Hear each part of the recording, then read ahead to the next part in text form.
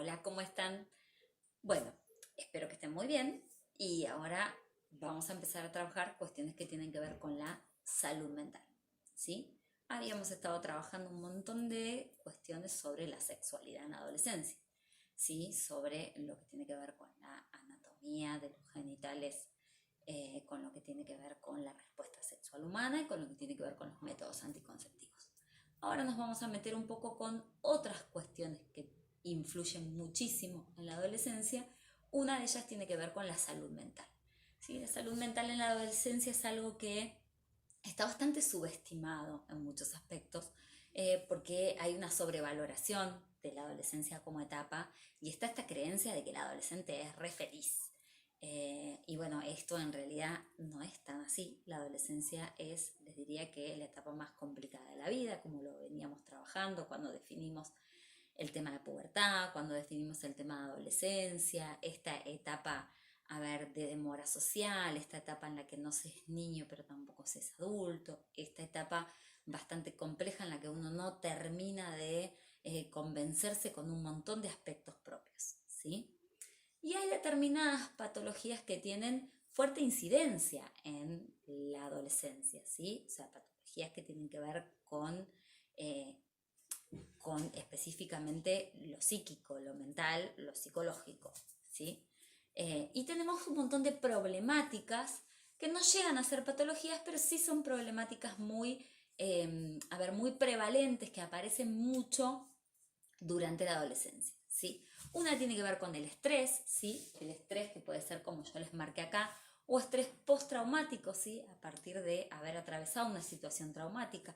Todo este contexto, por ejemplo, de la situación de la pandemia de coronavirus nos puede llevar a atravesar por una situación traumática, una situación difícil, la pérdida de un ser querido, en un contexto donde no nos podemos despedir de esa persona, se hace bastante complicado y eso genera muchas veces un estrés importante, ¿sí? En contraposición a ese, o como, a ver, otra posibilidad, tenemos el estrés sostenido, ¿sí? Cuando nos sentimos en una situación estresante de demasiada exigencia durante mucho tiempo, ¿sí? Que esto, a ver, lo podemos pensar también en el contexto de la pandemia con los médicos que trabajan en las terapias intensivas, médicos, enfermeros, personal auxiliar, ¿sí? Todos los que trabajan en situaciones constantes de exigencia, y que tienen que seguir trabajando todos los días, y que este trabajo es terriblemente demandante, ¿sí? Y eso es un estrés sostenido. Tienen distintas manifestaciones y generan distintas cosas, ¿sí? Otra de las problemáticas que podamos tener tiene que ver con la ansiedad, ¿sí? Que de hecho seguramente en este contexto de pandemia estuvimos presentando distintas cuestiones que tienen que ver con nuestro manejo de la ansiedad, que no ha sido nada fácil para la mayoría, ¿sí? Y lo que tiene que ver con la depresión, ¿sí? La depresión, a pesar de que todo el mundo supone que el adolescente tiene que ser muy feliz, a veces el adolescente no es tan feliz como el resto de la gente supone y se siente con un estado depresivo, ¿sí? Estas que les nombré las vamos a trabajar específicamente en el encuentro virtual que vamos a tener en breve, ¿sí? Pero después además tenemos lo que tiene que ver con la violencia familiar, como problemáticas que se presentan en la adolescencia, ¿sí? El trastorno por déficit atencional, ¿sí? El trastorno por déficit atencional simple o el trastorno por déficit atencional que además tiene hiperactividad. O sea, el adolescente que no solo le cuesta prestar atención, sino que además no se puede quedar quieto, ¿sí? No puede mantenerse sentado en la silla durante mucho tiempo. Traten de pensar si tienen algún compañero con esas características, ¿sí? Presentamos a veces lo que tiene que ver con trastornos del sueño, ¿sí? Durante la adolescencia es muy común que se altere el tema del sueño. Ni les cuento ahora con este tema del contexto de pandemia, que se hace más complejo porque no tenemos el organizador temporoespacial de la escuela, ¿sí? Entonces, bueno, si asistimos a las clases virtuales, por ahí logramos cómo generar cierto hábito, pero de todas maneras estamos bastante lejos de levantarnos para entrar a la escuela a las 7 de la mañana. Otra cuestión que aparece en el contexto de la adolescencia, ¿sí? Otra problemática que tiene que ver con lo mental, es el bullying, ¿sí?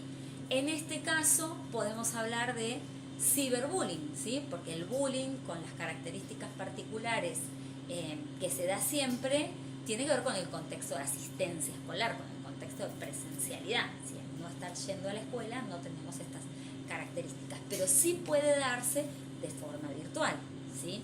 Mucho cuidado con eso. Y ahí es donde tienen que saber que pueden contar con los adultos referentes como para poder comentar, avisar, ¿sí? Comentarle a sus profes, comentarle a alguien, a un adulto que les tenga confianza y que los ayude a poder hablar de eso. Porque en realidad, de todas las cosas que nombramos, ¿sí? La última tiene que ver con los problemas de autoestima, que en algún punto también está muy relacionada con la cuestión de la ansiedad y de la depresión, ¿sí? Estas características que nombrábamos, que tienen que ver con la salud mental, la mejor manera de generar salud mental es hablar de lo que nos pasa, es poder poner en palabras lo que nos pasa, es comentarle a alguien que nos pueda ayudar, alguien que nos pueda dar una mano, ¿sí?